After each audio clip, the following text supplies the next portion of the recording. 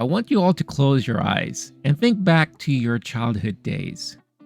Playing with your toys and watching your favorite Saturday morning cartoons. When you hear the name Transformers, what do you think of? If you're part of my generation, you're more than likely thinking of the G1 Transformers and how you couldn't wait to catch the latest episodes every week. If you're in a younger demographic, maybe it's Beast Wars that is popping into your head, with the adventures of the Maximals, Predacons, Terracons rocking your TV screens.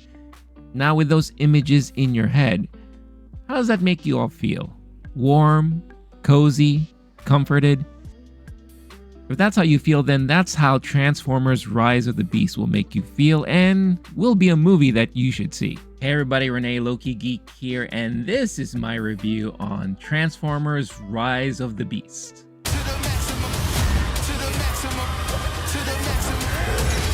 Transformers Rise of the Beast. Transformers Rise of the Beast picked up 7 years after the events of Bumblebee. Still, I don't understand why they didn't call this Transformers Bumblebee, especially since apparently he's a huge hit with the fans based on crowd reactions, but I digress. No, Haley Steinfeld doesn't make a cameo in this film. She's off being busy with some other movie. I don't know, something to do with spiders and men and all that stuff. But she does get a mention as one of the only humans that was trustworthy to the bots. No, our human conduit to this world is now being portrayed by Anthony Ramos of Hamilton and In the Heights fame. A former soldier turned cable box repair guy. Yeah, you know what I'm talking about. Those of you who skimped on paying for cable back in the day definitely know what I mean. Finds himself in the middle of a war that teams up the Autobots with the Maximals to go against the impending doom that only Unicron can muster. Anthony does a really great job in providing the human element in this movie, and what felt different this time around is that there was definitely more of a balance between the time spent with the humans and the time spent with the actual stars of the show. You know,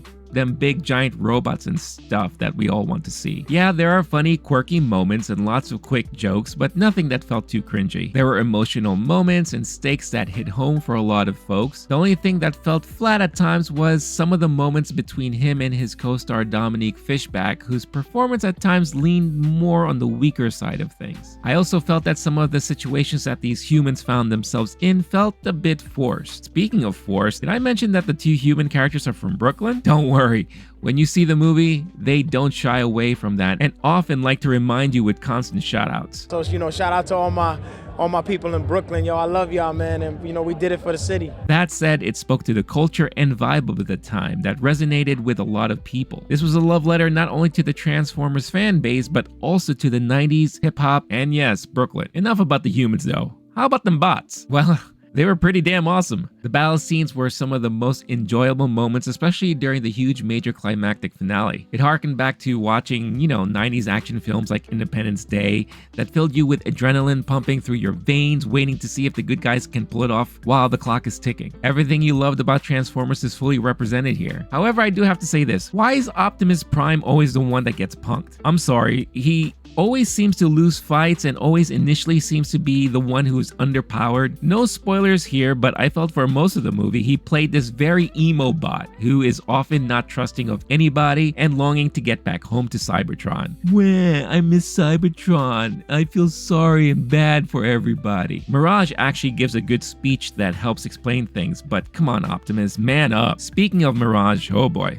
Alright, is it just me or is Pete Davidson just everywhere these days? Personal TMZ related stuff aside, it just feels that he's being shoved down our throats lately. Just this year alone, he was in Guardians of the Galaxy Volume 3, he has a cameo in Fast X, a new show called Bupkis, and a damn Taco Bell commercial. Now the reason why I'm saying all this, of course, is because he voices Mirage in the movie, and honestly, it didn't feel like Pete was playing Mirage, he was just playing, well, himself. Might as well just have called Mirage Pete and wait for whoever he's dating at the time join him. However, his character does have some endearing connections to Anthony Ramos's character that felt very similar to Bumblebee's connection to Haley in the last movie. Some of you may question some of the choices as far as vehicle representation is concerned for some of the characters that you grew up with, but I didn't find it as being bothersome myself. The breakout stars here are definitely the Maximals. When they came out in full force, the crowd just erupted. Again, if you're a major fan and grew up with the Beast Wars, this movie will definitely have you screaming, Yo, this is Transformers, baby! Just like the guy sitting next to me. The story overall, if you were to strip it down, was pretty generic, good versus evil kind of thing, so nothing much to write home about. I didn't watch Beast Wars growing up, so I'm not too familiar with the lore, but they definitely took some liberties and changed things up in this movie. So do keep an open mind when it comes to that. There were times too that I was concerned that, they were kind of teetering a bit too close to the Michael Bay side of things, but I think overall they avoided most of what was wrong with his movies and resonated more with what the Transformers fans really have been looking for. Speaking of what fans have been looking for, oh boy,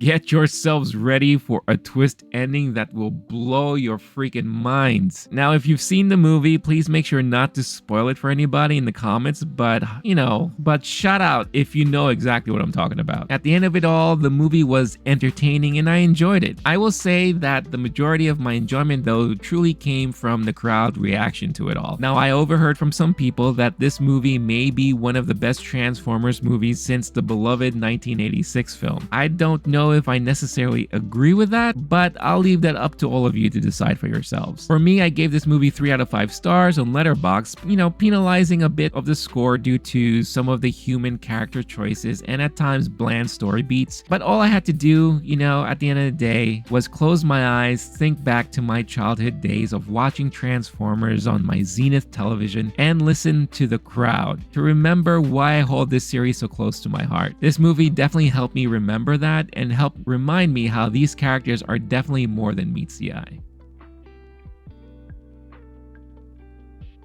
Hey guys, thanks for watching and for listening and for tuning in. Sorry I wasn't on screen most of the time for this, but due to time constraints, I just wanted to make sure that I got my review out there. As always, don't forget to hit the like button, and if you haven't done so yet, definitely subscribe if you want to see more of this type of content. Also hit that notification bell to get notified every time a new video is posted. Also, if you have the chance, check out the Movie Time movie review podcast that I do with my buddy Blake. You can find it here on the YouTube channel or find it over on your podcast platform of choice. Just type in Low Key Geek and you can download those episodes for your listening pleasure. Last but not least, don't forget to check out the affiliates listed in the description of this video if you are in a position to help further support the channel and help the channel grow. With Father's Day coming up, graduations happening, perhaps you could find a nice gift for some of your loved ones or something cool for yourself. And by participating, you will be helping support this channel at no additional cost to you. And for all of that support, I am truly thankful. All that being said,